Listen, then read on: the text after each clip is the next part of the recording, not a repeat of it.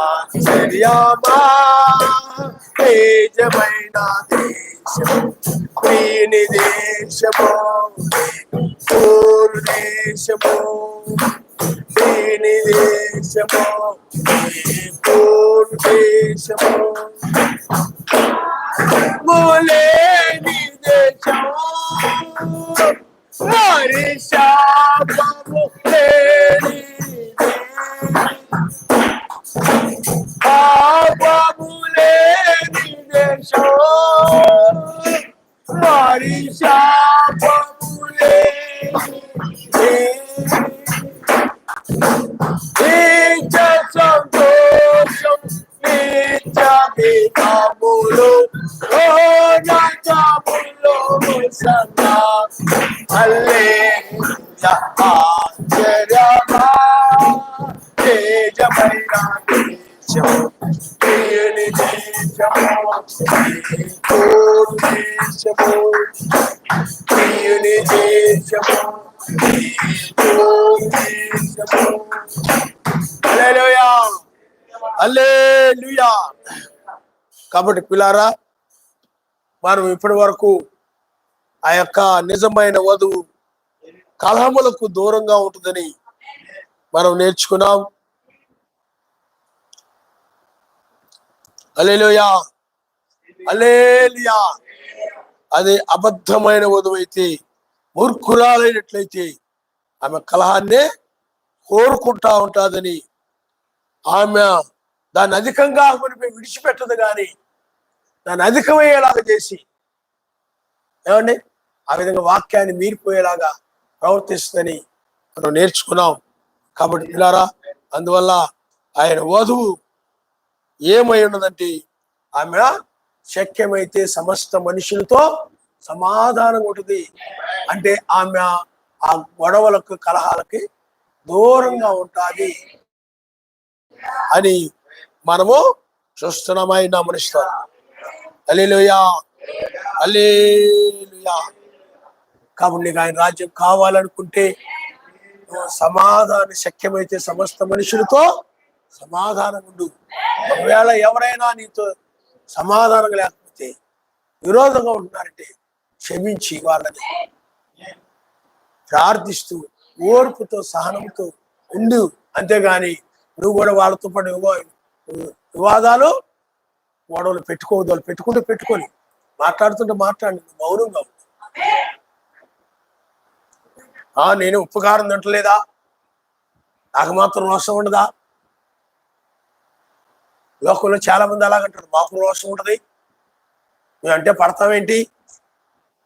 క్రైస్తవులు అయిన మనకి మెస్సయ్యలాగా నిందలు లేకపోతే రకరకాల మాటలు అంటే రోషం మనకు రాదు. క్షమిస్తాం, ఆయన నామరిస్తాడు. దేని విషయంలో రోషం ఉంటుంది చెప్పండి? దుర్బోధన విషయంలో రోషం ఉంటుంది. ఎందుకంటే ఈ నిందలు అవమానాలు వీటన్నిటి వల్ల మనకు ప్రతిఫలం ఉంటుంది కాబట్టి. అందువల్ల మనము కొంతమంది అంటారు, వాళ్ళు అన్ని మాట్లాడితే నీకు రోషం రావట్లేదా అన్నది. కొన్నిసార్లు వాళ్ళ ఆవిడ రెచ్చగొడదు, ఇన్ని అన్నారంట, నీకేం రోషం కూడా కనట్లేదా? ఉపకారం అందట్లేదు నువ్వు? నిజమైన క్రైస్తవుడి లేదు. వాళ్ళని చూస్తే నాకు జాలి కలుగుతుంది, దయ కలుగుతా ఉంది. నాకు నిందలు నా మీద వేసినందుకు నాకు కోపము పగో కలగడం లేదు. దయ కలిగి వాళ్ళని క్షమించిన ఆయన. అందుకంటే ప్రేమలో దయ ఉంటుంది. వాళ్ళని క్షమిస్తే అది నిజమైన వధువు. అలాగ నువ్వు ఇంటి దగ్గర ఉంటున్నావో లేదో ఆలోచించేయి, ఇంట్లో ఉంటున్నావో లేదో నువ్వు ఆలోచించేయి. ఇని వెళ్ళడం కాదు, నీ జీవితంలో నడిస్తేనే పరలోక రాజ్యానికి కొత్త అవసరం. అర్థమైందా? నిన్న వాక్యము నీ జీవితంలో ఏమవ్వాలి? క్రియారూపం దాల్చాలి. ఆ క్రియలను బట్టి ఎత్తపడడం జరుగుతుంది. ఇన్నంత మాత్రం రారు. ఆ విధంగా క్షమిస్తూ ఓర్పు కలిగి ఆ కరాలకు దూరంగా ఉంటూ సమాధానాన్ని వెతుకుతూ గొడవలు పెట్టుకోకుండా వివాదం ఒకవేళ ఆరంభమైన వాళ్ళ ఏమండి అధికము కాపునిపే విడిచిపెట్టకపోయినా రాత్రి బోళ్ళు అలా తిడుతూ ఉన్నా కానీ నువ్వు వదిలేయాలి. వాళ్ళు అంటున్నారు కదా రాత్రి బోళ్ళు నువ్వు తిడుతూ ఉండకూడదు. ఎందుకంటే నువ్వు క్రైస్తవుడు, నువ్వు ఆయన బిడ్డవు కాబట్టి ఆ విధంగా ఉండకూడదు. వాళ్ళు అంటా ఉండి నేను ఎందుకు ఊరుకుంటాను అని అనొద్దు. వాళ్ళు ముళ్ళ కిరీటం పెడుతున్నారు, నేను ఎందుకు ఊరుకుంటాను అన్నాడు ఆయన. కొండ దెబ్బలతో కొడుతున్నారు, నేను ఎందుకు ఊరుకుంటాను అన్నాడు ఆయన. నువ్వు ఆయన బిడ్డవు, ఆయన ఆత్మ నీలో ఉన్నట్లయితే ఆయన వలే ఉంటావు. ఆయన లక్షణాలు నీలో కనబడతాయి. నువ్వు సాతాను బిడ్డవైతే, దయ్యం బిడ్డవైతే దయ్యపు లక్షణాలు నీలో కనబడతాయి. గొడవలకు ముందు ఉండడం, అధికంగా ఆకుమనిపోయి వదిలిపెట్టకుండా దాన్ని పెద్ద చేయడం, అర్థమైందా? కాబట్టి పిల్లారా, శక్యమైతే సమస్త మనుషులతో సమాధానంగా ఉంది. అయితే ఇప్పుడు పిల్లారా, మనము ఈ యొక్క సామెత గ్రంథంలో నుండి మనము యొక్క 2వ అధ్యాయం 2వ వచనాన్ని మనం, అంటే 20వ అధ్యాయము 2వ వచనాన్ని మనం చదువుకుందాం. రాజు వలని భయము సింహగర్జన వంటిది, రాజులకు క్రోధము పుట్టించువారు తమకు ప్రాణమోసము తెచ్చుకుందురు. హల్లెలూయా, హల్లెలూయా, హల్లెలూయా. ఇక్కడ పిల్లారా, రాజు మరలా సింహగర్జన. కాబట్టి ఇప్పుడు ఇది మన కాలానికి సరిపోతుంది. కాబట్టి దీని మీద మాట్లాడితే బాగుంటుందని ఆత్మ ప్రేరేపణ బట్టి ఈ వర్తమానం చెప్పాలని నిలబడి ఉన్నానమాట. కాబట్టి పిల్లారా, మనం చూద్దాం.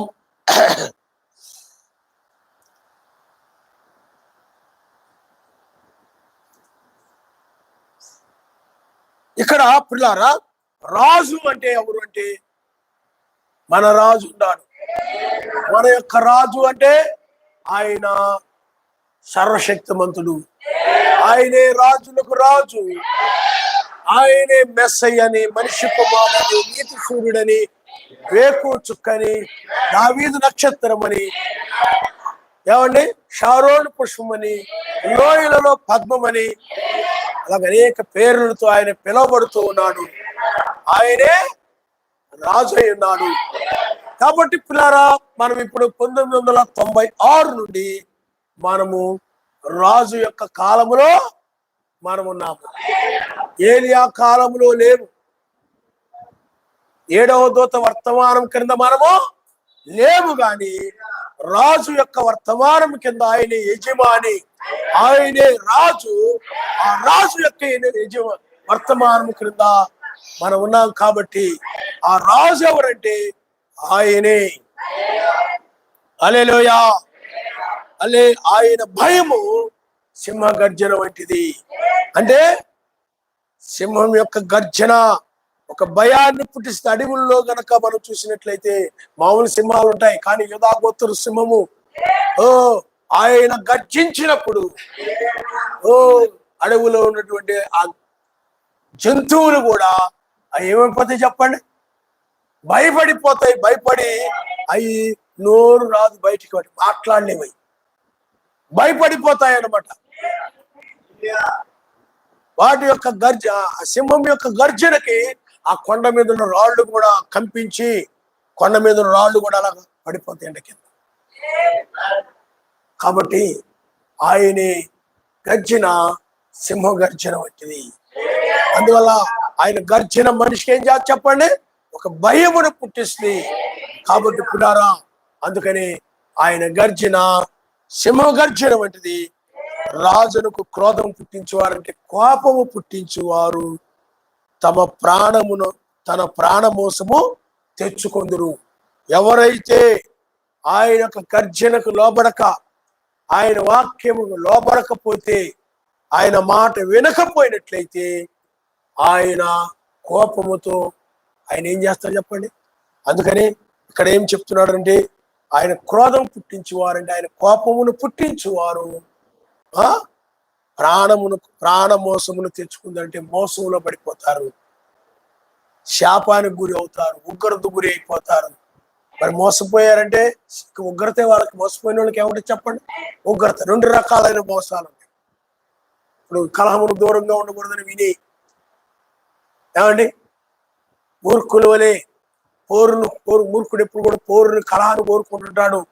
ఇప్పుడు వివాదం లేకపోతే నిద్ర పట్టదు అని విని మన ఇంటికి వెళ్ళిపోయిన తర్వాత అలా ఉన్నాం అనుకోండి, వాక్యాన్ని మర్చిపోయి మోసమైనట్టు. వినువారు మాత్రమే ఉండక దాన్ని అవలంబించే వారుగా ఉండాలని, వాక్యమును మర్చిపోయేవారు వారు కాకుండా అని బైబిల్లో ఉంది. ఈ విధంగా విని దాని గైగొనక మోసపోయేవాడు కొంతమంది, అలాగే దుర్బోధనలు నమ్మి మోసపోయాడు కొంతమంది. కాబట్టి రాజు యొక్క కోపం వలన, రాజు యొక్క కోపము లేకపోతే రాజు యొక్క క్రోధము లేకపోతే కోపం పుట్టించేవారు ప్రాణమోసాన్ని తెచ్చుకుందరంటే ప్రాణాపాయాన్ని తెచ్చుకుంటారు, ఉగ్రతలో పడిపోతారు. మోసపోవడం అంటే అపాయంలో పడిపోవడమే. కాబట్టి పిల్లారా, అందువల్ల మన రాజు ఎవరంటే ఈయనే షాలేము రాజు అయి ఉన్నారు. హల్లెలూయా, హల్లెలూయా. దావీదు బైబిల్లో మనం చూసినట్లయితే దావీదు ఏమైనాడు చెప్పండి, రాజు అయి ఉన్నాడు. యెషయా యొక్క కుమారులు దావీదు ఎన్నో వాడంటే 8వ వాడై ఉన్నాడు దావీదు. అతడు రాజుగా ఎన్నిక చేయబడ్డాడు. మిగతా 7 ఎవరు కూడా రాజుగా ఎన్నిక చేయబడలేదు. కానీ 8వ వాడైనటువంటి ఆ దావీదు మాత్రమే రాజుగా ఎన్నిక చేయబడ్డాడు.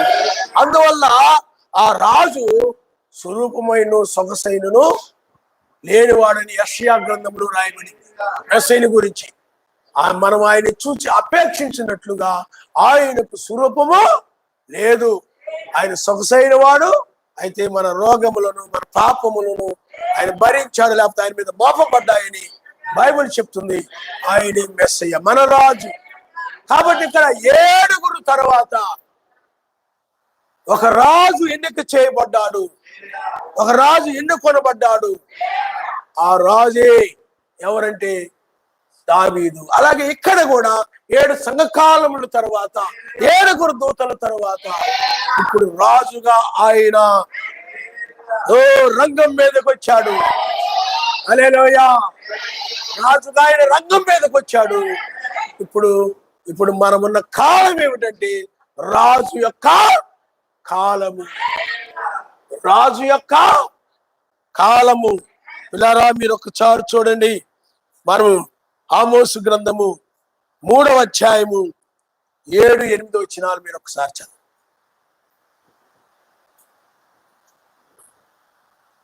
హల్లెలూయా. తన సేవకులైన ప్రవక్తలకు తాను సంకల్పించిన దానిని బయలుపరచకుండా ఆయన ఏమీ చేయడు. అంటే తాను సంకల్పించిన దానిని, తను చేయాలనుకున్న దానిని తన సేవకులైన వారికి ఆయన బయలుపరచకుండా ఏమీ చేయడు. కాబట్టి 7 సంఘ కాలములో ఆయన యొక్క సేవకులు ఇచ్చారు. ఆ సేవకులకు ఆయన బయలుపరిచి 7 సంఘ కాలాల్లో అనేక కార్యాలు ఆయన జరిగిస్తూ వచ్చాడు. ఆయన హల్లెలూయా. తర్వాత వచ్చిన మీరు చదవండమ్మా. సింహము గర్జించను, భయపడిన వాడెవడు? ఆజ్ఞిస్తున్నాడు, ప్రవచింపకుండా ఉండేవాడెవడు? కాబట్టి అందుకని సింహము గర్జించుచుండెను, భయపడిన వాడెవడు? అందువల్ల ఈ చివరి కాలంలో ఆయన యొక్క వధువు ఈ వాక్యం విని ఆమె భయపడి వణుకుతా ఉండదు. అందువల్లే ఆమె మీద ఆయన దృష్టి ఉండదు, ఆయన నామనిస్తాడు. హల్లెలూయా, హల్లెలూయా. చూడండి యెషయా గ్రంథంలో, అందుకనే వాక్యం వింటూ ఎవరైతే భయపడుతుంటారో వారి మీద ఆయన దృష్టి ఉండదు. అందుకనే తన సేవకులైన వారి తర్వాత ఆయన రాజుగా వచ్చండి. 7 సంఘ కాలం 7 దూతల తర్వాత ఆయన ఇప్పుడు రాజుగా వచ్చి ఆయన గర్జించుతూ ఉండగా, అంటే ఆ గర్జన ఏమిటంటే పిల్లారా, అది తీర్పు అన్నమాట. వాని క్రియలను బట్టి ఆ తీర్పు, రక్షణ, శిక్ష, ఆ తీర్పును బట్టి ఆ తీర్పు బయలు వెళుతూ ఉండేటప్పటికి నిజమైన వధువు అయిపోద్దంటే, అయ్యో ఆ భయంకరమైన తీర్పులను బట్టి, ఆ భయంకరమైన దినాన్ని బట్టి, భయంకరమైన భయం పుట్టించేటువంటి తీర్పును బట్టి ఆమె ఓడికిపోతా ఉండదు. అందుకని ఇలా కూర్చొని ఉండదు. అర్థమైందా? ఎలా ఉంటుంది చెప్పండి ఆమె. అందుకే చూడండి పిల్లారా, యెషయా గ్రంథము 66వ అధ్యాయము, ఎవరు దీనుడై నలిగిన హృదయం గలవాడై నా మాట విని వణుకుచుండును వారిని నేను దృష్టించున్నాను. ఆయన మనిషి హల్లెలూయా. ఆ తీర్పుకి ఎవరైతే భయపడిపోతుంటారో, ఎవరైతే వణుకుతుంటారో వారిని మాత్రమే దృష్టి ఉంచి ఉన్నారు తప్ప రక్షించాలని, తీసుకుని వెళ్ళాలని వాళ్ళ మీద మాత్రమే దృష్టి ఉంచారు తప్ప ఎవరు దీనుడై తను తగ్గించుకొని వాడై వణుకుచు భయపడిపోతూ, అయ్యో అంత భయంకరంగా తీర్పు రాబోతుందా, శ్రమకాలం రాబోతుందా, ఇంక కృపా ద్వారం మూయబడిందా, ఇంక విడవబడితే నరకంలోకి వెళ్ళిపోవడమేనా, ఇదే చివరి ఈ మాటలన్నీ వినేటప్పటికీ నిజమైన వధువుకి ఏమంటే భయం వేస్తారు. ఈ అహంకారులకి, గర్విష్ఠులకి, తమను తాము హెచ్చించుకునేటువంటి వాళ్ళకి ఏమి భయం ఉండకూడదు. ఏ వర్తమానం విన్నా కానీ ఏమి భయం ఉండకూడదు. ధీమాగా ఉంటారన్నమాట. వాళ్ళ మీద ఆయన దృష్టి లేనే లేదు. తీసుకెళ్లాలని లేదు వాళ్ళకి. ఆయన తీసుకెళ్ళడం అలాంటి వాళ్ళే. ఎందుకంటే వాళ్ళ మీద ఆయన దృష్టి, ఎందుకంటే వాళ్ళు అట్టి ఇటు దిక్కులు చుట్టూ ఏమండి ఏ భయం లేకుండా వర్తమానం విన్నా కూడా అయిపోయి నాకు చాలా భయం వేసిందని ఏమనరాదు. అర్థమైందా? ఏమి తీర్పు గురించి మాటలు విన్నప్పుడు వాళ్ళకి ఏమి భయం లేదు. ధైర్యంగానే ఉంటుంటారు, భయం లేకుండానే ఉంటారు. ఆ మాటలు విన్న తర్వాత ఏమి వణుకు పుట్టదు, ఏమి ఉండదు. ఎందుకంటే దీనులకు మాత్రమే వణుకు పుడుతుంది. దీనులకు పరిశుద్ధాత్మ కలిగిన వారికి మాత్రమే ఆ రాజు యొక్క స్వరాన్ని విన్నప్పుడు, తీర్పును గురించి విన్నప్పుడు భయం కలుగుతుంది తప్ప మిగతా వాళ్ళకి, ఆ గర్విష్ఠులకి ఏమి భయం లేకుండా వచ్చి కూర్చొని హ్యాపీగా ఉంటారు అన్నమాట. వాళ్ళు ఏమి భయం లేదు, వణుకు ఉండదు. అలాంటి వ్యక్తిగా నీకు ఉండావేమో కూర్చొని, నాకేమీ భయం వేయట్లేదండి, దీనత్వం లేదు నీలో, తగ్గింపు లేదు నీలో. వాక్యం ఏం చెప్తుంది? ఎవరైతే నా మాటలు విని ఎవరైతే వణుకుచున్నారో వాళ్ళ మీద మాత్రమే దీనుడై, వారి మీద మాత్రమే నా దృష్టి, నా చూపు వాళ్ళ మీద, వణుకుతున్న వాళ్ళ మీద ఉండదు. నిద్రమొక్క వేసుకుని ఉన్న వాళ్ళ మీద కాదు. అర్థమైందా? తిండి వల్ల, ఎక్కువ విచారం వల్ల మత్తుగా ఉన్న వాళ్ళకే భయం ఉండదు. దాంట్లో రాజీ పర్రం. ఏమ్మా మత్తుగా ఉంటుంది అంటున్నావు కదా, తగ్గించుకొని రావచ్చు కదా, తిని తక్కువ తిని లేదు. 15 తినాల్సింది ఇడ్లీ, 12 తినాల్సింది ఇడ్లీ, తగ్గం. గుర్తుగా కూర్చుంటున్నావు కదమ్మా, కూర్చున్నా పర్లేదు, ఏమి భయం పెట్టలేదు అన్నావు, పర్లేదు. కాబట్టి నిజమైన వధువు మాత్రమే. తీర్పు చాలా భయంకరంగా ఉండబోతుంది, రాబోయే ఉగ్రత చాలా తీవ్రంగా ఉండబోతుంది. విడిచిపెట్టబడితే నేను నశించిపోతానేమో, ఆరని అగ్నికి గురైపోతానేమో అని ఆమె భయపడి లోక సంబంధమైన ప్రతి మూర్ఖత్వాన్ని, ప్రతి కోపాన్ని, ద్వేషాన్ని, లోకాశలను అన్నిటిని కూడా ఆమె భయపడి విడిచిపెట్టేస్తాయి. అదే ఆయన వధువు అంటే. అందువల్ల తన సేవకులైన వారితో చూడండి, ఎబ్రిల్ పత్రిక 1వ అధ్యాయములు కనుక మనం చూసినట్లయితే నానా సమయములలో, నానా విధములుగా తన యొక్క సేవకుల ద్వారా మాట్లాడినటువంటి సర్వశక్తిమంతుడు, అంతమంది కుమారుని ద్వారా హల్లెలూయా. ఈ 7 సంఘకాలాల్లో కూడా ఆయన 7 దూతల ద్వారా నానా సమయాలను, నానా సంఘకారాలను, నానా విధములుగా మాట్లాడిన సర్వశక్తిమంతుడు ఇప్పుడు కుమారుని ద్వారా అంతమంది మాట్లాడుచున్న ఆ కుమారుడే రాజు అయి ఉన్నాడు, ఆ కుమారుడే మెస్సయ్య అయి ఉన్నాడు, ఆ కుమారుడే ఆయనే. హల్లెలూయా, హల్లెలూయా. అందువల్ల మనం కుమారుని కాలములో, రాజు కాలములో మనం ఉన్నాము. ఆ రాజు బైబిల్లో మనం దానియేలు గ్రంథంలో మనం చూసినట్లయితే తెల్లవారుజామున రక్షించడానికి వచ్చినట్లుగానే ఇప్పుడు కూడా మనల్ని రక్షించడానికి వచ్చినట్లు రాజు అయి ఉన్నాడు. హల్లెలూయా. చూడండి, సామెతల గ్రంథము, క్షమించండి, దానియేలు గ్రంథము 6వ అధ్యాయము 19 వచ్చింది.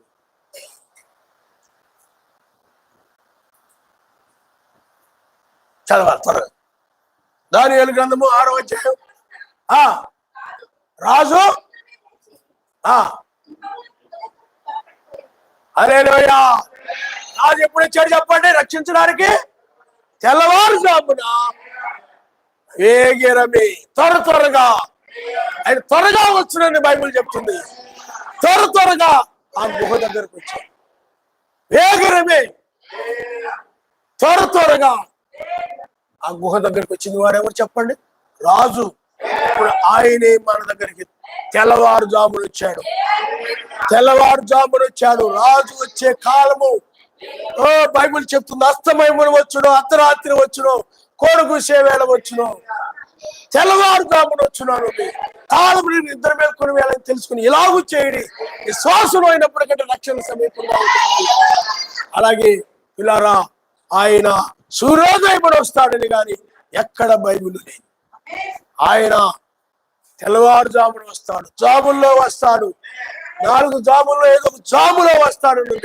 కాబట్టి ఆయన వేకు చుక్క ఉన్నాడు. కాబట్టి ఆయన వేకు చుక్కగా ఉన్నాడు. నీతి సూర్యుడు తెల్లవారుజామున భూమి మీదకి వచ్చాడు. కాబట్టి ఇప్పుడు ఈ భూమి మీద నీతి సూర్యుడు ఏ విధంగా ఉన్నాడు? వేకు చుక్కగా ఉన్నాడు. ఆ మనిషి కుమారుడు ఏ విధంగా ఉన్నాడు చెప్పండి? వేకు చుక్కగా ఉండాలి. ఎందుకంటే ఇది వేకు చుక్క కాలం కాబట్టి వేకు చుక్కగా ఉన్నాడు. కాబట్టి పిల్లలు ఆయనే బలిష్ఠుడగో వేకు దూత, బలిష్ఠుడగో నక్షత్రం. కాబట్టి ఇప్పుడు ఆయన రాజుగా, అందుకనే ఆయన 8వ వాడు, 8వ కడసరి వాడు, చివరి వాడు ఈయనే. దీని తర్వాత ఇంకా యూదుల దగ్గరకు మోషేలే వస్తారు. యూదుల దగ్గరికి ఎవరు వస్తారు చెప్పండి? మనకు మాత్రం చివరి వాడు, కడసరి వాడు రాజు. అందుకనే ఈ యొక్క 8వ దినములో ఆయన యొక్క రాణిని ఎన్నుకోవడానికి, ఆమెను తీసుకుని వెళ్ళడానికి ఆయన భూమి మీదకి వచ్చారని బ్రహ్నాం గారు చెప్పారు. బ్రహ్నాం గారు చెప్పారు, బైబిల్ కూడా చెప్తారు. బ్రహ్నాం గారు చెప్పారు, బైబిల్ కూడా చెప్పారు. కాబట్టి ఆయన రాకడే 7వ ముద్ర అయినది. కాబట్టి ఇప్పుడు మనం ఎక్కడున్నామా అంటే 7వ ముద్ర యొక్క రాజు. 7వ ముద్ర అంటే ఏంటి? ఆయన రాకడ. ఆ రాకడనే 7వ ముద్ర. 7వ ముద్ర బయలుపరచబడ్డం అంటే అర్ధగంట నిశ్శబ్దం అని అంటే ఆయన యొక్క రాకడ. అందుకే 1996 నుండి మనము అర్ధగంట నిశ్శబ్దంలో మనం ఉన్నాం. కాబట్టి ఇప్పుడు ఆయన యోధాగోత్తులు సింహముగా ఆయన రంగం మీద వచ్చాడు. కాబట్టి ఆయన రాజు అయి ఉన్నాడు. ఇప్పుడు ఆయన గర్జిస్తూ ఉన్నాడు. ఆ గర్జన ఏమిటంటే తీర్పు అయి ఉన్నది. ఆయన న్యాయాధిపతిగా నిర్దోషులను రక్షించుటకును, దోషులను శిక్షించుటకును న్యాయాధిపతిగా ఆయన రంగం మీదకి వచ్చాడు. కాబట్టి ఇది ఆయన తీర్పు తీర్చే కాలము. అందుకే న్యాయపీఠ మీద ఆయన వధువు వణుకుతాడు. నిజమైన వధువుకి ఆయన సన్నిధిలో ఆయన యొక్క యోధాగోత్రం సింహం యొక్క గర్జన దగ్గర నేనున్నానని, ఆ గర్జనకి ఆ జంతువులన్నీ ఎలాగా భయపడిపోతాయో, మౌనం అయిపోతాయో, అలాగే ఆయన యొక్క వధువు కూడా ఆయన చివరి సమయంలో భయపడిన వాడెవడు? భయపడినప్పుడే వణుకు వస్తాయి. ఎందుకమ్మా వణుకుతున్నాడు? భయం వేసింది. ఎందుకురా వణుకుతున్నావు? భయం వేసింది. అందుకని ఇక్కడ ఏమన్నాడు చూడండి, రాజు వలన భయము సింహ గర్జన వంటిది. సింహం గర్జన ఎలాగైతే భయం కలుగుతుందో ఆ సింహ గర్జన వలన ఆ రాజు వచ్చినప్పుడు కూడా అదే విధంగా మెస్సీ వచ్చినప్పుడు కూడా, ఈ తెల్లవారుజామున ఆయన వచ్చినప్పుడు కూడా ఆయన వధువుకి ఏం కలుగుతుందంటే ఒక భయము కలిగి నాశనము చేయడానికి ఆయన వచ్చారా అని ఆమెకు భయము కలిగి లోకానికి ప్రతిఫలం ఇవ్వడానికి వచ్చాడ్రా, నాకు ప్రతిఫలం తీసుకుని వచ్చాడ్రా. నేను కనుక విడవబడ్డానంటే ఇక నరకంలో పడిపోవడమే. అందుకని ఆమె భయపడి ఆమె లోకాన్ని విడిచిపెట్టేస్తాయి. నా మనసు హల్లెలూయా. లోకాన్ని ప్రేమించినట్లయితే, లోకం మీద మనసు పెట్టుకొని ఉన్నట్లయితే లోకంతో పాటు నేను నశించిపోతానని ఏమండి భయపడి ఆమె, అందుకని ఆమె దీనత్వము కలిగినది, ఆయన వాదం ఉన్నది, అహంకారాలైతే ఏమి భయం. కాబట్టి పిల్లారా, నువ్వు ఆలోచన చేయాలి. ఆయన ఉదయం ఏం చేస్తా చెప్పండి, భయపడుతుంది సింహం. హల్లెలూయా. కాబట్టి పిల్లారా, అందుకనే మనం ఒకసారి ప్రకటన గ్రంథము 10వ అధ్యాయంలోకి మనం వెళ్దాం. ప్రకటన గ్రంథము 10వ అధ్యాయం మొదటి నుండి మీరు ఒకసారి బలిష్ఠుడైన వేరొక దూత పరలోకమును దిగువచ్చుడు చూచి తిని, ఆయన మేఘము ధరించుకుని ఆయన శిరస్సు మీద వర్షము ధరుసుండెను. ఆయన ముఖము సూర్యబింబం వలెను, ఆయన పాదములు అగ్ని స్తంభం వలె ఉండెను. ఆయన చేతిలో విప్పబడి ఉన్న చిన్న పుస్తకం ఉండెను. ఆయన తన కుడి పాదము సముద్రం మీదను, ఎడమ పాదము భూమి మీదను మోపి సింహము గర్జించినట్లు గొప్ప శబ్దంతో ఆర్భటించింది. ఆయన ఆర్భటించినప్పుడు 7 ఉరుములు వాటి వాటి శబ్దములో అలికాయి అని చెప్తుంది. హల్లెలూయా. అప్పుడు పిల్లారా, 1963లో ఆయన మేఘము ధరించుకొని, అంటే బ్రహ్నాం గారి దగ్గరికి 7 దూతలు ఇచ్చారు. ఆ 7 దూతలు 7 ముద్రలు ఇప్పబడుల గురించి మాట్లాడిన తరువాత ఆ 7 దూతలు ఆరోహణమైనప్పుడు ఆ 7 దూతల యొక్క రెక్కల ద్వారా అతీతమైన మేఘము రూపుదాల్చింది. అప్పుడు ఆయన 1963లో 7వ దూత ద్వారా 6 ముద్రలు బయలుపరిచాడు. 7వ ముద్ర కూడా ఆయన రాకడనే బయలుపరచబడింది తప్ప ఆ రాకడ ఆయన కాలంలో జరగలేదు. అది బ్రహ్నాం గారు కూడా చెప్పారు. కాబట్టి 7 ముద్రలే 7 ఉరుములు. 7 ముద్రలు ఏమని చెప్పండి? 7 ఉరుములు అంటే 7 స్వరాలు. 7 ముద్రలే, కానీ ఏమని చెప్పండి? 7 స్వరములు, 7 సంఘకాలములు. ఇలారా, అలాగే ఇక్కడ 7 ముద్రలు, 7 ముద్రలు ఆయన యొక్క 7 స్వరములై ఉన్నాయి. కాబట్టి ఇప్పుడు మనం ఉన్నటువంటి కాలము ఏమిటి? బ్రహ్నాం గారి కాలానికి దీనికి తేడా ఏంటంటే, బ్రహ్నాం గారి కాలంలో 7వ దూత ద్వారా మర్మములు బయలుపరచబడాల్సింది కాబట్టి ఆ కాలంలో ముద్రలు బయలుపరచబడ్డాయి. కానీ 7వ ముద్ర ఆ కాలంలో బయలుపరచబడలేదు. ఎందుకనంటే బ్రహ్నాం గారు చెప్పారు, ఆ రాకడ కొరకు మనం కనిపెట్టుదము. 7వ ముద్ర ఆయన వదిలేశాడు. ఇది ఆ సమయము కాదు. ఆయన భూమి మీద తన వధువు కొరకు వచ్చినప్పుడు మాత్రమే ఆ ముద్ర విప్పబడుతుంది అని చెప్పాడు తప్ప ఆయన సమయంలో 2వ రాకడ జరిగిందని చెప్పలేదు. నేను అడిగాను, 1963లో 2వ రాకడ జరిగింది బ్రహ్నాం గారు ఎక్కడైనా చెప్పారో చూయించమంటే ఎంతవరకు ఒకడు చూయించలేదు. 2వ రాకడలో ఉన్నావు, వధువు రాకడా, క్రీస్తు రాకడా, నిత్సూర్యుని రాకడా, వధువు నిత్సూర్యుడు కలుసుకున్నారు. ఇలాగ అనేకమైన పనికి మాలిన దుర్బోధలు 2వ రాకడ విషయంలో పుట్టుకొచ్చాయి. కానీ ఆయన యొక్క మహాకృపను బట్టి, ఆయన ప్రత్యక్షత ద్వారా మనం ఇప్పుడు ఆయన వచ్చిన కాలములో మనం 7వ ముద్రను విప్పిన కాలములో. అయితే బ్రహ్నాం గారు ఏం చెప్పారంటే 7 ఉరుములు 7వ ముద్రను విప్పుతాయని చెప్పాడు. కాబట్టి ఇప్పుడు బ్రహ్నాం గారికి 6 ఉరుములు బయలుపరచబడ్డాయి, 6 ముద్రలు బయలుపరచబడ్డాయి. కానీ 7వ ఉరుము, 7వ ముద్ర, 7వ స్వరం విప్పబడలేదు. ఆ 7వ స్వరాన్ని ఇప్పుడు మరలా 7 ఉరుములు ఇప్పబడతాయి. అదే బ్రహ్మం గారు చెప్పారు, 7 ఉరుములు 7వ ముద్రలు తెరుస్తాయన్నాడు. ఆయన 7 ఉరుములు 7 ముద్రలు తెరుస్తాయని చెప్పలేదు, 7 ఉరుములు 7వ ముద్రలు తెరుస్తాయన్నాడు. అందుకనే మనం చూస్తే 2వ పేతురు రాసిన పత్రికలో 1వ అధ్యాయంలో అక్కడ 7 సంఘకాలాలు మరల వేకూర్చొక్క రాకడం. అక్కడ కూడా మేఘం కనపడుతుంది పరిశుద్ధ పర్వతం మీద.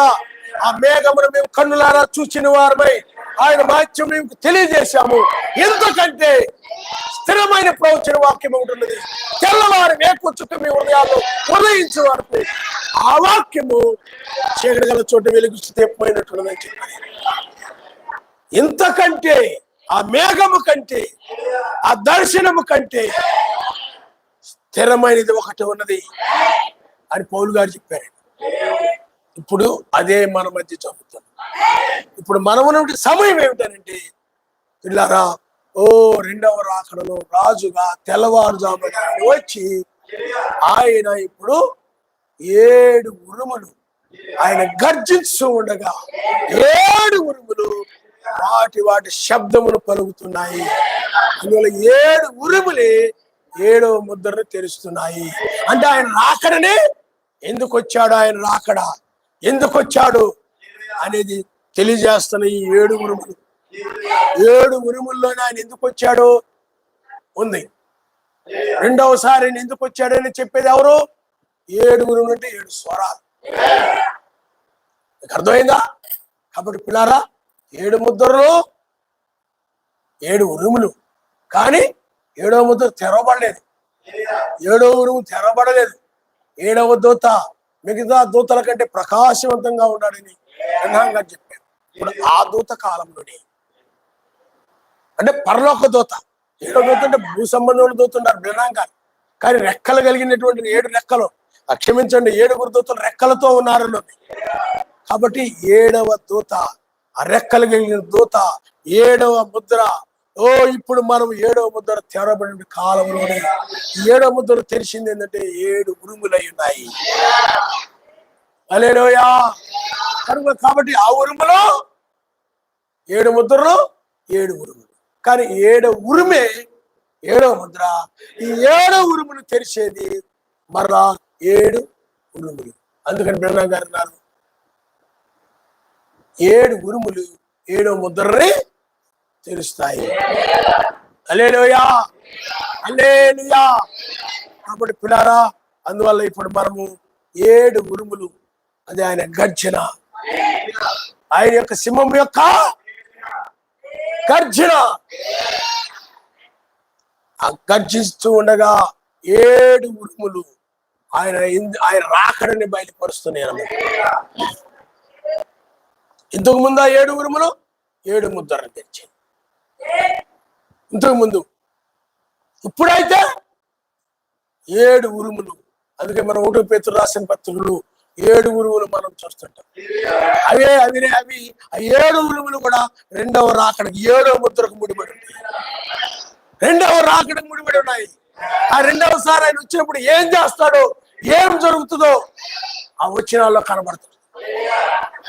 కాబట్టి పిల్లారా, ఇప్పుడు ఆయన యోధా గోత్రం సింహంగా వచ్చి ఆయన గర్జించి ఉండగా ఏమండి 7 ఉరుములు ఆయన రాకడనే బయలుపరుస్తున్నాయి. హల్లెలూయా. కాబట్టి అందువల్లే మనము 1వ పేతురు రాసిన పత్రికలో మనం చూస్తే మొదటిసారి అక్కడ ఉరుము ఆయన రాకడని బయలుపరుస్తుంది, 7వ ముద్రని బయలుపరుస్తుంది. అంటే 2వసారి ఆయన ఎందుకు వచ్చాడో బయలుపరుస్తుంది. అక్కడ చదవండి. 1వ పేతురు రాసిన పత్రిక 1వ అధ్యాయము 5వ వచనం. కడవరి కాలం ముందు బయలుపరచబడుటకు సిద్ధముగా ఉన్న రక్షణ మీకు కలుగునట్లు. చూడండి, కడవరి కాలం ముందు బయలుపరచబడు సిద్ధముగా ఉన్న రక్షణ అంటే 2వసారి ఆయన రక్షించడానికి వచ్చాడండి. ఈ రక్షణ అనేది ఆయన రాకడని బయలుపరుస్తుంది. కాబట్టి ఎందుకంటే కాలం నిద్ర మేల్కొని వేలని తెలుసుకొని ఇలాగూ చేయడి, విశ్వాసం లేనప్పుడు రక్షణ సమీపంగా ఉందని తన కొరకు కనిపెట్టుకుని వారు రక్షణ నిమిత్తం రెండవసారి వస్తాడని బైబుల్ చెప్తుంది. కాబట్టి ఇక్కడ ఇది మొదటి ఉరుము ఏమిటంటే, ఆయన యొక్క స్వరం ఏమిటంటే, ఆ స్వరమే ఆయన రాకడని బయలుపరుస్తుంది. ఆ స్వరం ఏమిటంటే రక్షణ, కడవరి రక్షణ. రెండవసారి వచ్చి ఆయన రక్షిస్తాడని బైబిల్ చెప్తుంది. కాబట్టి చూడండి ఏముంది ఇక్కడ, రక్షణ, కడవరి రక్షణ మొదటి. రెండవది ఏంటి చెప్పండి? రెండవది హల్లెలూయా, ఆయన మరలా చదవమ్మ ఒకసారి వచ్చిన చదవండి బాబు.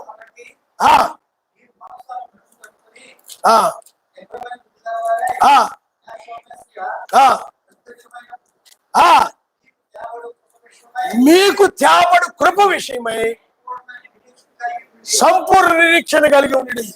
ఇప్పుడు మరలా ఈ రెండవసారి వచ్చినప్పుడు రక్షణ తీసుకొచ్చాడు. రక్షణ వర్తమానం ఇది, రక్షణ స్వరం ఇది. తర్వాత ఇప్పుడు నీ కోసం తీసుకొచ్చిన కృప అంటే ఇది శాశ్వత కృప.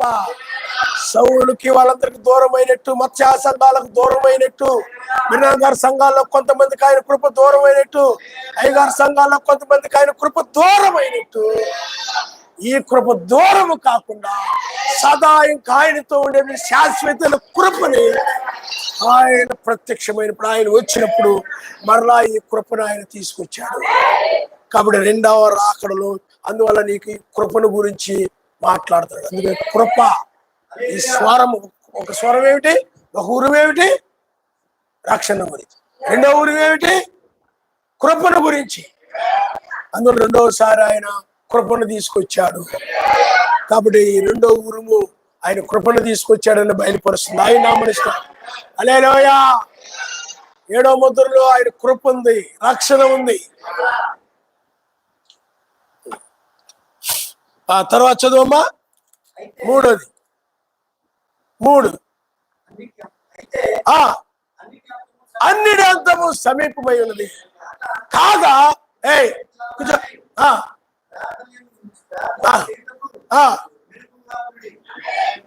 చూడండి, అయితే అన్నిటి అంతము సమీపమై ఉన్నది. మూడో ఉరుము ఏమిటంటే, ఏడో ముద్రను తెచ్చేది మూడో ఉరుము ఆయన రాకడిని తెలుస్తుంది.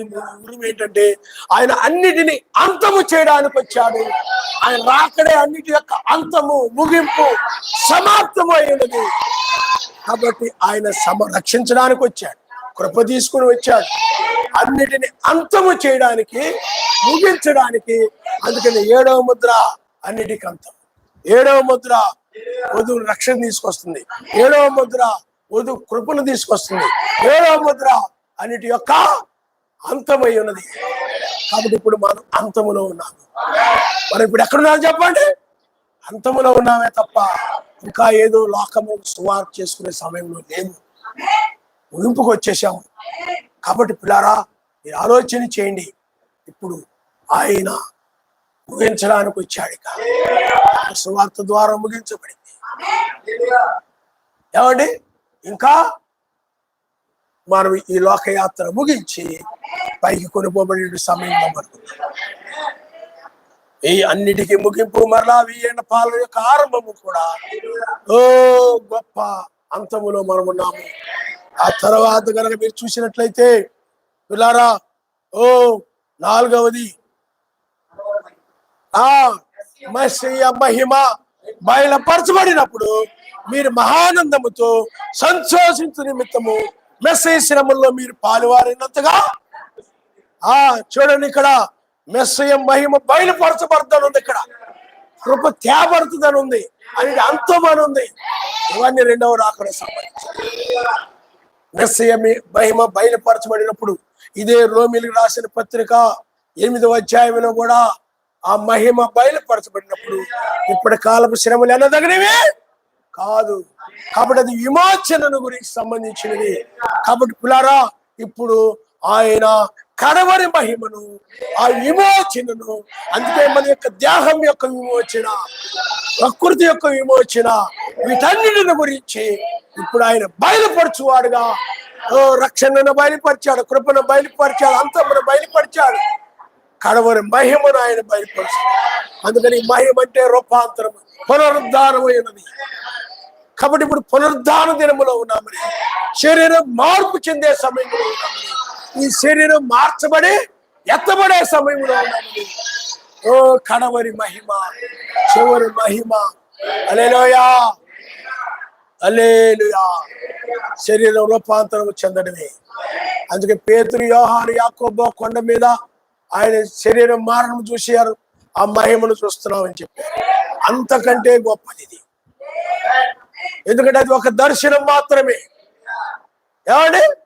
అందువల్ల ఈ మాటలకు వధువు మాత్రమే ఉనికితూ హల్లెలూయా గట్టిగా ఆమేన్ చెప్తుంది. ఓ తర్వాత తీర్పు.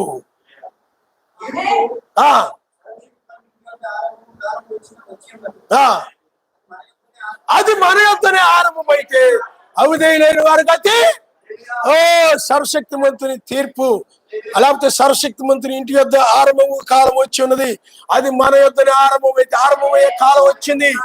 అది మన యొద్దనే కనుక ఆరంభమైతే ఆ తీర్పు అవిధేయులైన వారి గతి ఏమగును.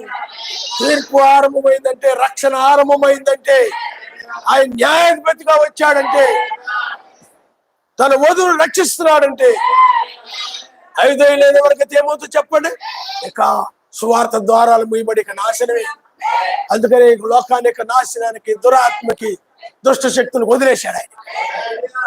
తీర్పు ఆరంభమైంది. తీర్పు జరుగుతున్న కాలంలో ఉన్నాం. అందుకని ఈ తీర్పు ఎక్కడుండి ఆరంభమైంది? లోకాల్లో వాళ్ళ ఇంటి దగ్గర నుండి ఆరంభమైంది. ఎక్కిరమ్మని పిలవడంతో ఆరంభమైంది. ఎక్కిరమ్మని పిలుస్తే తీర్పులు ఏమంటే చెప్పండి. ఎక్కిరమ్మని పిలవడము, నాశనము రెండు ఉన్నాయి.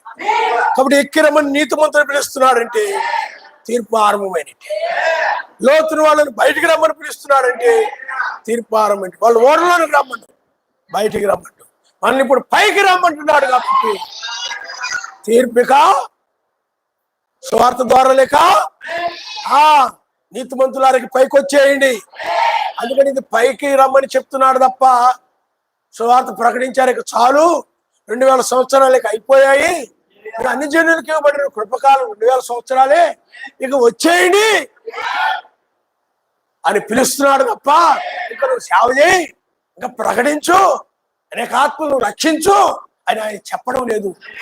అందువల్ల తీర్పు ఆరంభమైంది.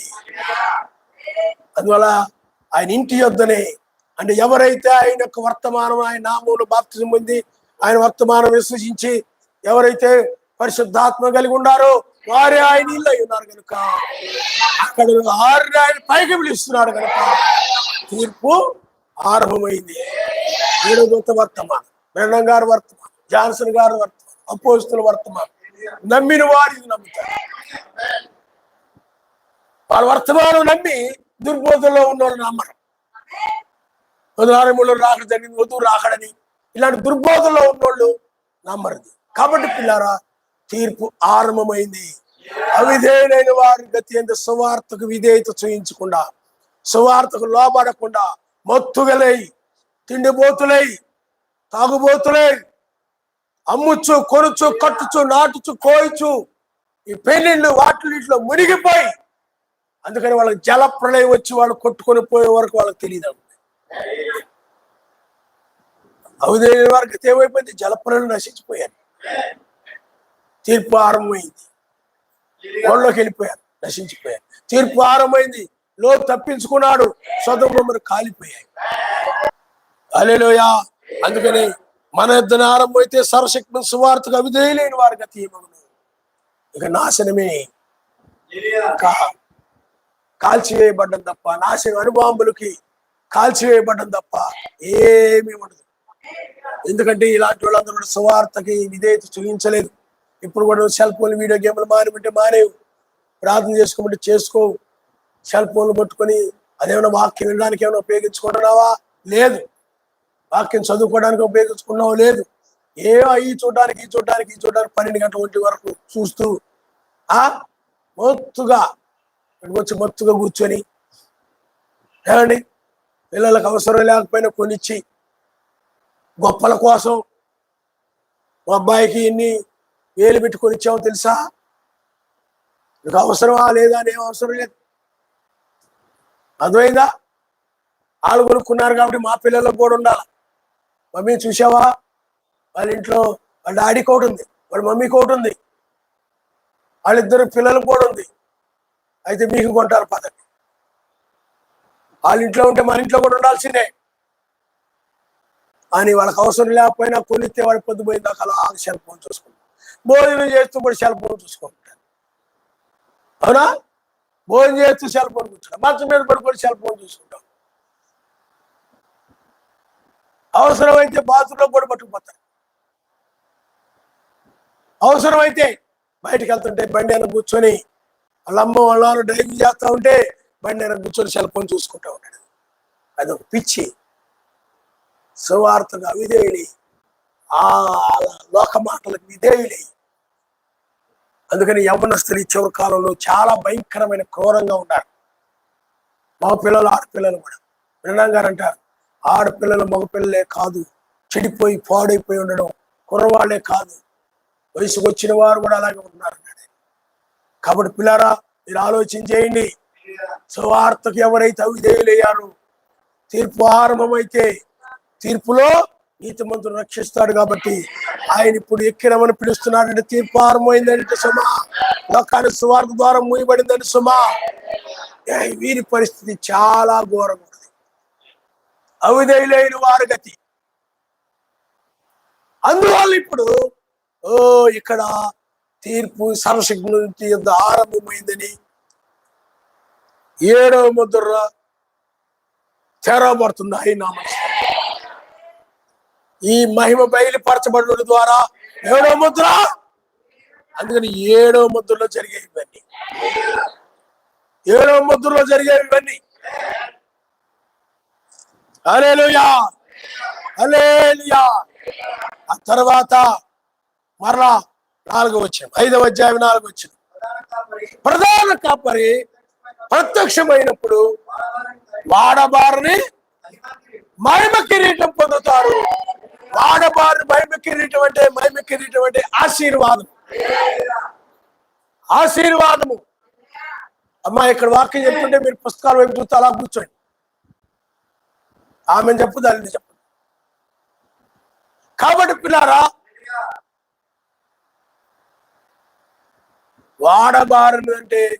వాడబారిన ఆశీర్వాదం అంటే ఇది ఎప్పటికి కూడా వాడిపోలేని ఆశీర్వాదం. లోక ఆశీర్వాదాలు ఉన్నాయి, వాటి ముగింపు ఉంది. నువ్వు అయ్యన్నా నశించవచ్చు, నీవైనా మరణించవచ్చు. ఎవరి ఆశీర్వాదాలు దూరం అయిపోతాయి. మీకు అర్థమైందా? ఈ ఆశీర్వాదాలు శాశ్వతం కాదు, నువ్వు శాశ్వతం కాదు. పరిశుద్ధుడు ఆశీర్వాదం పొందాడు లోకరీతిగా, అది శాశ్వతం కాదు. ఆ ఆడు భూమి శాశ్వతంగా లేదు. కాబట్టి చాలా మంది ఆశీర్వాదాలు చూసుకొని ఆయన మాకు తోడుగా ఉన్నాడు అనుకుంటారు. చాలా మంది ఆయన మాకు తోడుగా ఉన్నాడు కాబట్టి మేము అంతగా దీవించబడుతున్నాం, ఇంతగా ఆశీర్వదించబడుతున్నాం, ఇంత గొప్పవాళ్ళు అయిపోతున్నాం. మా వాళ్ళందరూ కూడా ఉద్యోగాలే, మా వాళ్ళందరూ కూడా లక్షల జీతాలే, మా వాళ్ళందరూ కూడా పెద్ద డిగ్రీలే, లక్షల ఫీజులు కట్టి వేలు ఫీజులు కట్టి మేము చదివిస్తున్నాం. ఆశీర్వాదం. కార్లు కొనుక్కుంటున్నాం, బళ్ళు కొనుక్కుంటున్నాం. మా ఆయనకు ఒక బండి, నాకు ఒక బండి, మా కూతురికి ఒక బండి, తలా ఒక బండి కొనుక్కుంటున్నాం. మాకంతా ఆశీర్వాదమే. పైన ఏమి లేదు, వీళ్ళకి భూమి మీద ఉన్నాయి శుభ్రంగా అన్ని. పైన ధర్మకార్యాలు చేసే ఏమీ లేదు. ఎవరికైనా ఏదైనా సహాయం చేసే ఏమీ లేదు. వాళ్ళకు మాత్రం ఉన్నాయి శుభ్రంగా అన్ని. పైన ఏమీ లేదు. ఆయన కార్యాల్లో కానీ, మంది అవసరాల్లో కానీ, సోదరుల అవసరాల్లో కానీ, ఎవరి అవసరాల్లో కానీ ఏమైనా ధర్మం రూపములో ఏమి పాల్పొందరు. మాకే మా అవసరాలే బోర్డు ఉన్నాయండి, ఒకరి తర్వాత ఒకటి వచ్చేస్తాయి మాకు అని వాళ్ళు భూమి మీద బహు భోగాసక్తులై అని బైబిల్. భోగాసక్తులై. కాబట్టి ఈ ఆశీర్వాదాలు ఏమి శాశ్వతం కాదు. నిజంగా ఆశీర్వదించబడిన వ్యక్తి పైన కలిగి ఉంటాడు, ఆయన నామనిస్తాడు. అందుకనే తన ధనం ఎక్కడున్నా అతని హృదయం అక్కడ ఉండదు. ఈ లోకాశీర్వాదం పొందిన హృదయం బండ్ల మీద, ఇళ్ల మీద, కారుల మీద, పుస్తకాల మీద, సర్టిఫికేట్ల మీద, ఉద్యోగాల మీద, లక్షల జీతాల మీద, వేలు జీతాల మీద, బ్యాంక్ బ్యాలెన్స్ల మీద, బంగారం మీద, అర్థమైందా? వాటి మీద, వీటి మీద, ఆ వస్తువుల మీద, ఈ వస్తువుల మీద, ఇంట్లో ఉన్న వస్తువుల మీద వీళ్ళ హృదయం ఉంటుంది. కానీ నిజమైన వధువు హృదయము, తన ధనం ఎక్కడున్నా ఆమె యొక్క హృదయం అక్కడుంది. పైన ఉన్నది ఆమె హృదయం, ఈమెకు భూమి మీద ఉంది. నిజమైన వధువుకి మన బంధువులందరిలో అక్కడ మనం ఇచ్చి తెలుసా, మనమే ఉన్నోళ్ళ, మనకున్నది ఎవరు లేవు. లోకాశీర్వాదం పొంది ఆ విధంగా అనుకుంటారు. నిన్ను ఇస్తాడు, ఇచ్చిన నువ్వు ఆయన కోసం చెయ్యాలని ఇస్తాడు. కానీ నువ్వేం చేస్తావు చెప్పడు, అది మరిచి నీ కోసం చేసుకుంటావు. ఆయన చేయడం మర్చిపోతావు, అక్కడే దాన్ని పోగొట్టుకుంటావు అన్న. ధనవంతుడు ఉన్నాడు, మిక్కిలి ధనవంతుడు. నువ్వు కలిగి ఉన్నది అమ్మి వేదలకి ఇల్లు, అప్పుడు నీకు పరలోకం ముందు నీకు ధనము కలుగుతుందని చెప్పినప్పుడు అతడు మిక్కిలి వ్యసన పడుతూ వెళ్ళిపోయాడు. వ్యసనే చెప్పాడు అప్పుడు, వ్యసన పడుతూ వెళ్ళిపోయాడు, పైన ఏమి. కాబట్టి పిల్లలు ఎందుకు చెప్తున్నానంటే, ఆయన యొక్క పిల్లలకి ఇప్పుడు ఈ రెండవ రాకడలు వాడబారని ఆశీర్వాదం పొందుకుంటున్నారు. అంటే ఈ ఆశీర్వాదాలకు ముగింపు ఉంది. ఈ ఆశీర్వాదాలు శాశ్వతం కాదు. మాకు ఇప్పుడు ఆ కారు, ఈ కారు, అంత డబ్బు ఉంది, ఇంత డబ్బు ఉంది, ఇంత పేరు, అంత పేరుంది, అంత హోదా ఉంది, ఇంత హోదా ఉంది చెప్పుకునే వాళ్ళని రేపు అణుబాంబులు పడినప్పుడు సమస్తము బూడిద కుప్పలుగా మారిపోతాయి. కానీ ఆయన వధువు మాత్రము ప్రతి అవసరతలో పాలు పొందుతూ, ప్రతి విషయంలో కూడా ఆయన కోసం ధర్మ కార్యములు చేస్తూ, ఆ కొర్నేని అని ప్రార్థనలు చేస్తూ, భయభక్తులు కలిగి చెడుతనాన్ని, లోకాన్ని విడిచిపెట్టిన వాదము ఈ రెండవ రాకడలో ఇక వాడబారన ఆశీర్వాదం. అంటే ఆ రాజ్యాన్ని, ఆ దేశాన్ని అవి పొందుకుంటుంది. అదే ఎస్తేరు మీద పెట్టబడిన కిరీటము, వాడబారన కిరీటము, అది ఆశీర్వాదకరమైన కిరీటము. ఆ రాజ్యంలోనికి ఎన్నిక చేయబడమే గొప్ప ఆశీర్వాదమే. 7వ ముద్రలో జరుగుతుంది. ఇది 6వ ఊరుము. ఆయన నిన్ను ఆశీర్వదించడానికి వచ్చాడు. హల్లెలూయా.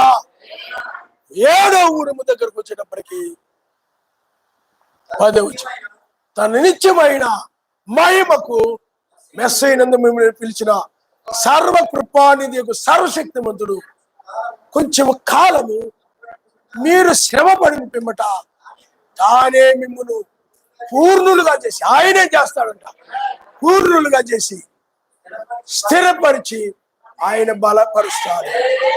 హల్లెలూయా, హల్లెలూయా. ఆయనే పూర్ణులుగా చేసి నిన్ను స్థిరపరిచి బలపరుస్తాడు. 2వ రాకడ నువ్వేమవుతుందో చెప్పండి, పూర్ణురాలుగా మారిపోతాడు. స్థిరపరచబడి ఈ వర్తమానం వలన, ఈ రాకడ వలన నువ్వు బలపరచబడుతుంటావు. ఆయన సన్నిధికి వచ్చిన కొంతమంది అంటారు, ఎన్నో ఇబ్బందులు, ఎన్నో అవసరాలు, ఎన్నో. కానీ ఆయన సన్నిధికి రాగానే ఈ వర్తమానం విన్నప్పుడు నేను చాలా బలపరచబడతాను. అవిశ్వాసం, అనుమానాలు అన్ని కూడా ఎగిరిపోయి, ఇప్పుడు నాకు ఒక రాజ్యం ఉంది, ఆ దేశం. హల్లెలూయా.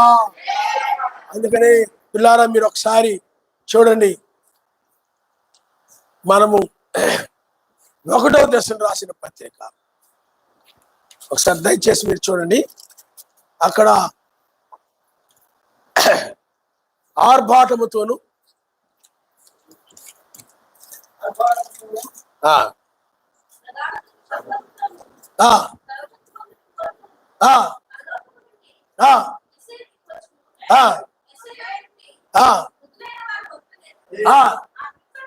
ఆమె పిమ్మట సజీవులమై నిలిచిండు. మనము వారితో కూడా ఎలోహిముని ఎదుర్కొనుటకు ఆకాశ మండలమునకు. హల్లెలూయా. కాబట్టి ఇప్పుడు ఆయనే వచ్చి స్థిరపరిచి విశ్వాసములు అంటే ప్రేమలో స్థిరపరిచి, మనస్సులో స్థిరపరిచి, ఈ మనస్సు ఇంకా అటు ఇటు పోకుండా ఆయన మీదే ఉండేలా, ఆయన్నే ప్రేమించేలా, సహనములు అన్నిటిలో కూడా నిన్ను ఆయన స్థిరపరిచి పూర్ణులుగా ఏ లోపము లేని వారుగా చేసి నిన్ను బలపరిచి, అందువల్లే ఈ వర్తమానం ఏం చేస్తా చెప్పండి, నిన్ను పూర్ణులుగా చేస్తా, ఆత్మపూర్ణులుగా. హల్లెలూయా. అంటే నిండుగా, పూర్ణంగా అంటే ఏమిటి చెప్పండి, వెలితి లేని వారుగా, ఏ లోపము లేని వారుగా, స్థిరమైనటువంటి ఇక కదల్చబడినటువంటి వారుగా. ముగ్గురు యూదులు ఎలా కదల్చబడలేదు? ఏమండి, ముగ్గురు యూదులు ఎలా కదల్చబడలేదు? అగ్గిలో పడేస్తా ఉన్నా సరే విశ్వాసంలో కదిలిపోవట్లేదు, వాళ్ళ మనసు కదిలిపోవట్లేదు. నాకు ఆయనే కావాలంటున్నారు. ఆ విధమైన స్థిరము. నేను ఇబ్బంది పెడతాను, నేను పుట్టిని పంపించేస్తాను, అలాగే ఎలాగంటున్నా,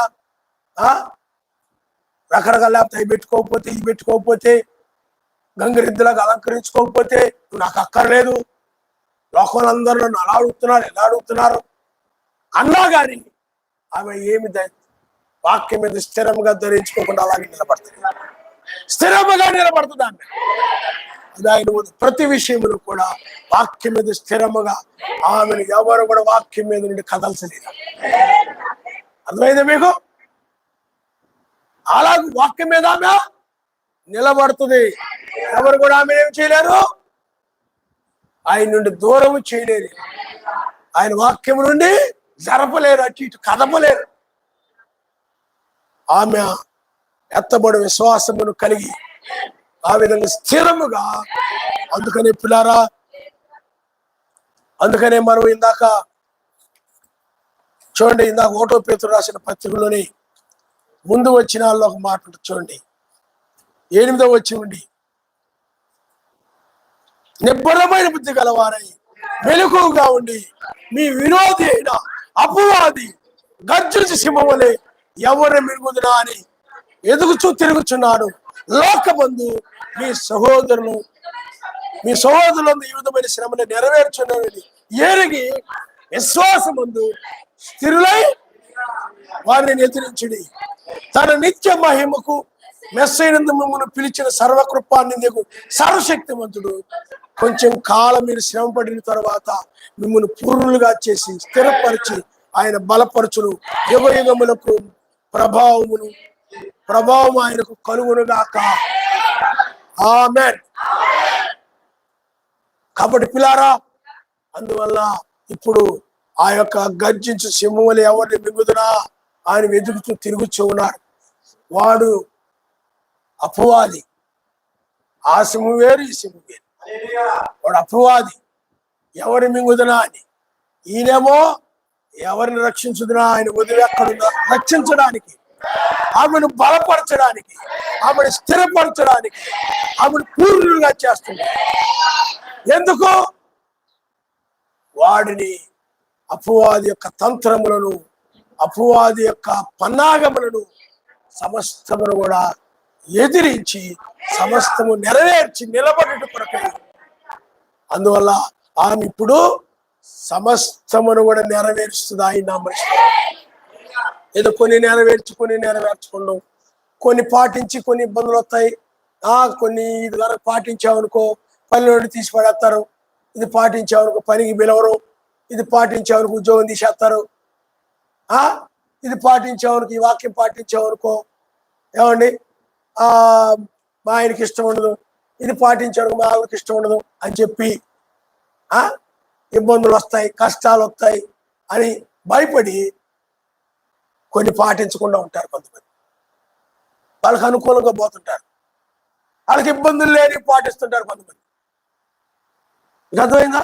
ఇది పాటిస్తానికి ఇబ్బంది ఉండదా, పాటిస్తుంటారు. ఇది పాటిస్తానికి, ఈ వాక్యం పాటిస్తే ఆయనకి ఇబ్బంది ఉండదా, అవి పాటిస్తుంటారు. ఇలాగూ ఉండేటువంటి వారు శరీరంలో కాదు, నిజమైన వధువు. వీళ్ళు కొన్ని నెరవేరుస్తున్నా, కొన్ని నెరవేర్చరు. అందుకని వీళ్ళది సరైన భక్తిగా కొన్ని పాటిస్తారు, కొన్ని పాటించరు. కానీ నిజమైన వధువు ఇరుకులు వచ్చినా, ఇబ్బందులు వచ్చినా, ఏమొచ్చినా, వరదలు వచ్చినా, వానలు వచ్చినా,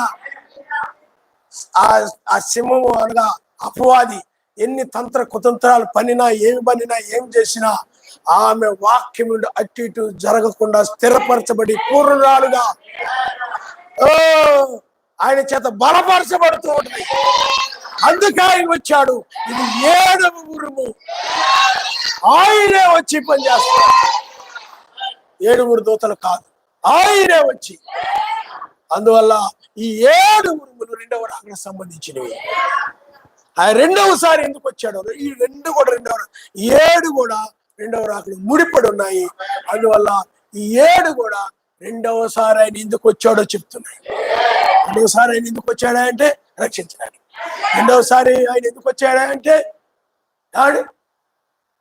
కృప. 2వసారి కృప, శాశ్వత కృప తీసుకొచ్చాడు. 2వసారి ఆయన ఎందుకు వచ్చాడంటే అన్నిటి అంతం చేయడానికి. ఎందుకు వచ్చాడా 2వసారి అంటే నీకు మహిమను బయలుపరచడానికి. 2వసారి ఎందుకు వచ్చాడంటే తీర్పును తీర్చడానికి వచ్చాడు.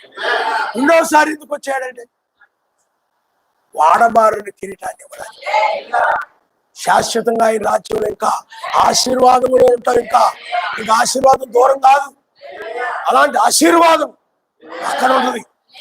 ఎక్కువ ఆశీర్వాదాలు తాత్కాలికమైన, ఏదో నిన్ను చూసుకొని మురిసిపోవడానికి కాదు. ఈ ఆశీర్వాదం నాకు అది ఇచ్చాడు, ఇది ఇచ్చాడు, అది ఆయన కోసం నువ్వు ఏమి చేసావు అనేది లెక్కలోకి వస్తుంది. తను నీ కోసం చేసుకున్నది లెక్కలోకి రాదు, ఇతరుల కోసం చేసిందే లెక్కలోకి వస్తుంది. ఈ ప్రతిఫలం వచ్చేది అక్కడే. నీ కోసం చేసుకున్న దానికి ఏమి రాదు. అందువల్ల ఏమి ప్రతిఫలం ఉండదు నీ కోసం చేసుకున్న దానికి. కాబట్టి పిల్లారా, 7వ దాని దగ్గరికి వచ్చేసరికి ఆయన ఎందుకు వచ్చాడంటే, ఎందుకు వచ్చాడు? 7వది పూర్ణులుగా చేసి, ఇంక ఏ లోపము లేని వారుగా చేసి, స్థిరపరిచి, బలపరిచి, ఇంకా ఆ యొక్క ఎవడైతే గర్జిస్తున్నాడో, గర్జు సింహంలో ఉన్నాడు, ఆ అపవాది మీద విజయం ఇవ్వడానికి వచ్చాడు ఆయన. హల్లెలూయా. వాళ్ళు ఎదిరించారు, కానీ నువ్వైతే జయించి, వాడే అపవాదే మరణం, అపవాదే శత్రువు. కాబట్టి ఇక్కడ ఏం జరుగుతుందంటే విజయము, మరణాన్ని జయించడం జరుగుతుంది, అపవాదిని జయించడం జరుగుతుంది. అందుకని యుద్ధములో విజయం పొందితేనే వెళ్ళిపోతారు. విజయులకే ఆయన రాజ్యం సభ. ఓడిపోయిన వాళ్ళు కాదు. యోధులలో ఓడిపోయింది, ఆదా ఓడిపోయాడు, ఇస్కరియోతు యోధ ఓడిపోయాడు, ఇజ్రాయెల్ చాలా మంది ఓడిపోయారు. లోకస్తులు అపవాది చెప్పినట్లు నడిచామంటే వాళ్ళు ఓడిపోయినట్టు లెక్క. వాళ్ళు చెప్పినట్లు కాకుండా వాక్య ప్రకారం నిలబడితే నువ్వు జయించినట్లు లెక్క సుమా. హల్లెలూయా. కాబట్టి పిల్లారా, ఇప్పుడు ఆయన రాజు గర్జిస్తూ ఉన్నాడు. 7 ఉరుములు వాటి శబ్దములు పలుకుచున్నవి. కాబట్టి ఈ యొక్క 7 ఉరుములు 7వ ముద్రలు తెరిచాయి. 7 ముద్రలు కాదు, 7 ముద్రలు 7వ సంఘకాలం దూతకాలంలో అవి తెరవబడ్డాయి. కానీ 7వ ముద్రని 7 ఉరుములు తెరుస్తున్నాయి. ఆ తెరిచి ఆయన ఏమై ఉన్నాడో చూపిస్తున్నాయి. ఆయన ఎందుకు వచ్చాడో చెప్తున్నాయి. 7వ ముద్ర తెరిచి ఆయన ఎందుకు వచ్చాడో చెప్తూ ఉన్నాయి. కాబట్టి ఇప్పుడు మనము 7వ ముద్ర కాలంలో మనమున్నాము. అయితే ఆయన కోపం పుట్టించిన వారు ఎవరైతే నమ్మకుండా, లోపడకుండా ఈ యొక్క రాకడను, ఏకొచ్చొక్క రాకడం లేకపోతే ఈ యొక్క రాకడను ఎవరైతే తిరస్కరించారో, రాజు యొక్క రాకడని, ఏమండి ఆయన నిత్యత్వం, ఆయన 8 ఎవరైతే తిరస్కరించారో వాళ్ళని వారు ఆయన క్రోధం పుట్టించినాడు. కాబట్టి ఏమండి ఆయన్ని వాళ్ళు ముద్దు పెట్టుకోలేదు. కాబట్టి వారి కోపం వచ్చిన వారు నాశనం చేస్తాను. బైబిల్ ముద్దు అనగానే ప్రేమకు చూసి కానీ తీసుకోవాలా. అందుకని ఎక్కడెక్కడ నువ్వు ఆలోచించుకుంటూ కూర్చోకండి. అర్థమైంది మీకు? చాలా మందికి అలా పోతుంటాయి. నీకు అర్థమైందా? ప్రేమకు గుర్తుగా తీసుకోవాలి. చూడండి మీరు ఒకసారి సామెతల గ్రంథము, ఎందుకంటే సినిమాలు చూసే వాళ్ళకి, వాట్సాప్లు అవి చూసే వాళ్ళకి, యూట్యూబ్లో అవి చూసే వాళ్ళకి, ఈ అదే పనిలో ఉండే వాళ్ళకి అవి చూసుకుంటూ కూర్చుంటారు. సినిమా వాళ్ళవి వాళ్ళవి చూసుకుంటూ కూర్చుంటారు. ఆ ముద్దులు అవి గుర్తుకొస్తుంటాయి, మెసేజ్ గుర్తుకు రాడు. అర్థమైంది మీకు? సామెతల గ్రంథం చూడండి ఒకసారి.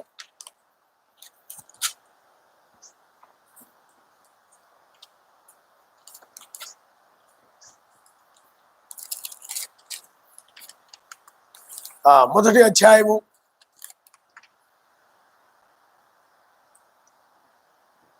హల్లెలూయా హల్లెలూయా.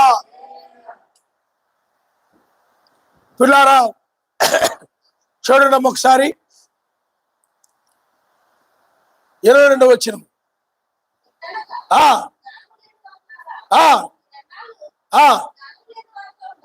ఎన్నాళ్ళు మీరు జ్ఞానం లేని వారుగా ఉండకూడదు.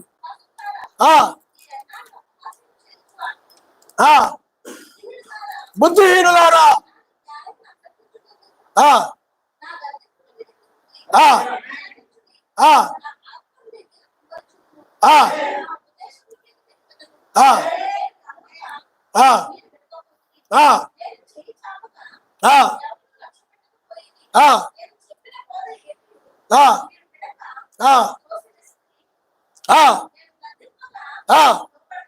లోపడకపోతుంది.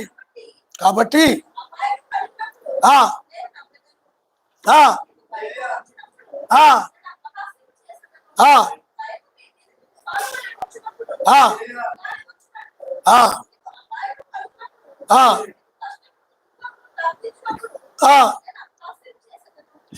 చూడండి, ఇదంతా కూడా ఆయన గద్దింపు వైపు తిరగనప్పుడు, ఆయన గద్దింపుకి పట్టించుకోనప్పుడు, ఆయన గద్దింపుని విననప్పుడు ఏమి జరుగుతుందో ఆయన చెప్తున్నాడు.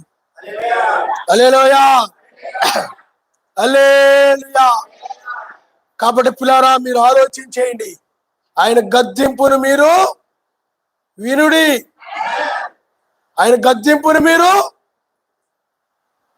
ఎంత రమ్యములో దయావి నీ నివాసములు, ఎంత సుందరమో దయావి నీ గుడారము. హల్లెలూయా. కాబట్టి ఆయన గద్దింపును కనుక విని తిరిగారనుకోండి, ఆయన నువ్వు ముద్దు పెట్టుకున్నట్లు లెక్క. ఆయన గద్దింపును గనక విని నువ్వు తిరగకపోతే ఆయన కోపము కలుగు చేసినట్లే. చూడండి మీరు కీర్తన గ్రంథము 2వ అధ్యాయం 12వ వచనం. కీర్తన గ్రంథము 2వ అధ్యాయం 12వ వచనం. కుమారుని ముద్దు పెట్టుకుని లేని ఎడల ఆయన కోపించు. కుమారుని ముద్దు పెట్టుకుని లేని ఎడల, ఇప్పుడు కూడా అంతే. ఆయన గద్దింపు వైపు తిరిగావనుకో లోకం నాశనం కాబోతుంది. బయటికి రమ్ము. 7 ఉరువుల వైపు తిరిగావనుకో, సింహ గర్జన వైపు తిరిగావనుకో, యోధాపుత్రం సింహం యొక్క గర్జన వైపు నువ్వు తిరిగావనుకో, ఆ గద్దింపు వైపు తిరిగినప్పుడు ఆయన ఏం చేస్తాడు చెప్పండి? నువ్వు ఆయన్ని ముద్దు పెట్టుకున్నట్లు లెక్క. ఏమండి? కుమారుని ముద్దు పెట్టుకోనడి. ఆ గద్దింపు వైపు తిరిగి ఆయన వాక్యానికి లోబడి ఎప్పుడైతే నడుస్తావో అప్పుడు మెస్సైని నువ్వు ముద్దు పెట్టుకున్నావు. కుమారుని ముద్దు పెట్టుకోనడి. తల వంచుకోండి, మనం ప్రార్థన చేసుకుందాం. హల్లెలూయా హల్లెలూయా. అనవసరమైన మాటలు, పనికి మాలిన మాటలు,